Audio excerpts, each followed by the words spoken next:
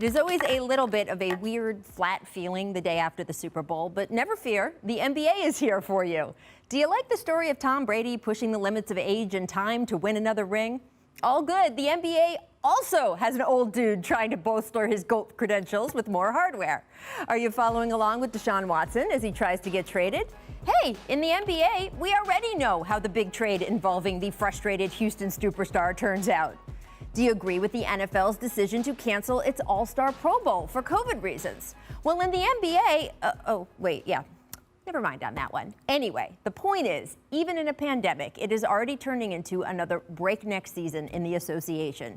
And for those of you who have had your attention split by football over the past few months, here is a brief timeline of what you have missed so far.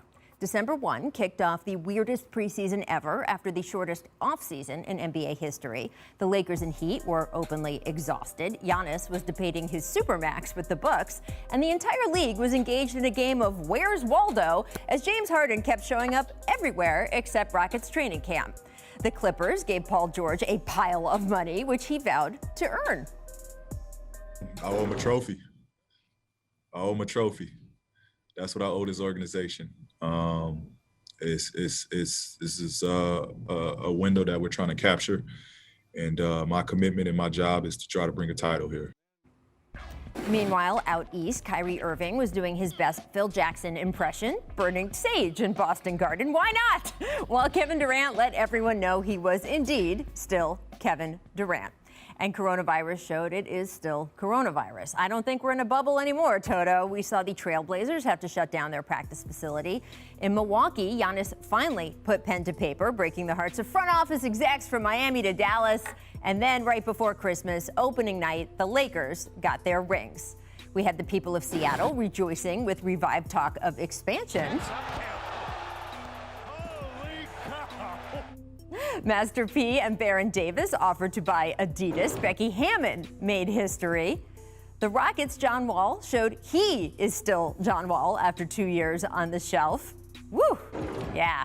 Games were postponed due to COVID. Then more games were postponed. Then still more, prompting the NBA to stop allowing players to have outside visitors when on the road. The Wizards stopped being able to even practice. Kyrie stopped coming to games. The Sixers offered Ben Simmons for James Harden, but the Rockets instead dealt him to Brooklyn, creating one of the most potent offensive teams of all time. Victor Oladipo was dealt to the Rockets. Kyrie came back.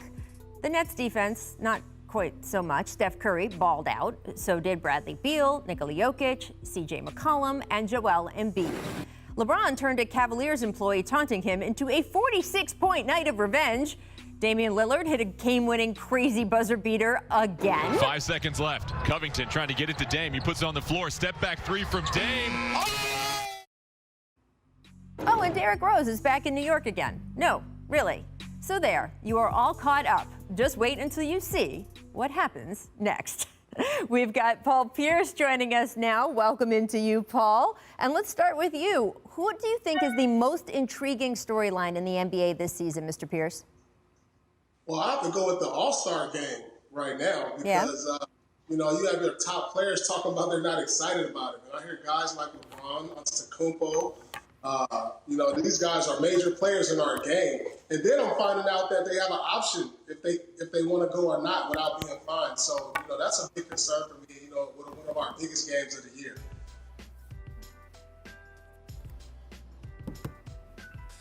Well, my number one thing that I think, for this season is really the honeymoon stories, right? We see, we know what Giannis can do in the regular season. We know a Doc Rivers-led team, 76ers, are playing great. Joel Embiid is having one of his best seasons ever, literally one of the top 2 or 3 guys when it talks about MVP. But we know that Doc Rivers and a Doc Rivers-led team is going to be judged by the postseason. We look at Paul George, and this guy is, after a struggle postseason last year, he's having one of the most epic seasons. He's averaging 20 points a game on 50, 40, 90. That's only been done by like 5 guys in NBA history, and it was done by Larry Bird twice. But everyone in Clipper Nation knows the only thing that matters is how you play in the postseason. So between Giannis, between a Doc Rivers-led team, and between Paul George, it's like, hey, these regular seasons are great. Everyone is waiting for the postseason to see how these guys perform. That's the most intriguing story for me this season. Do you guys feel that now that we're up and running, this really is a season? There were some questions before we started of empty arenas, right, with no fans, and schedules were going to be weird, and guys were going to be coming in and out in the lineup. I still feel like there has been some really exceptional basketball, and the NBA is continuing. Richard, do you get that vibe? You're calling so many games right now. No, I do get that vibe. You look at having Steph Curry back and having the Warriors be relevant again. It's just great basketball, seeing him play and do what we've always known. You know, obviously LeBron and AD are right there at the top of the West where they should be. But again, it's those little sub-stories. Again, Kawhi Leonard, Paul George, can they take that next little jump in their second year in Clipperland? There's been so many great stories. Even the young players, LaMelo Ball, Halliburton in Sacramento, which I really think has an opportunity to win Rookie of the Year after sliding in the draft. So there's been great stories all year long, and I think they're only going to kind of build as the season progresses.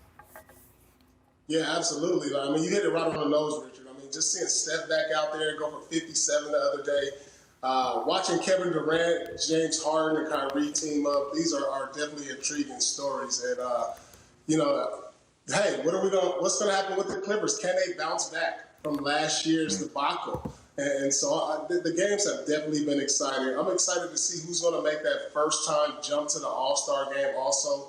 But it's definitely been, despite the circumstances, been an exciting season. All right, so if you've had your attention split by football, we welcome you back to being all NBA all the time. Thanks for watching ESPN on YouTube. For live streaming sports and premium content, subscribe to ESPN+.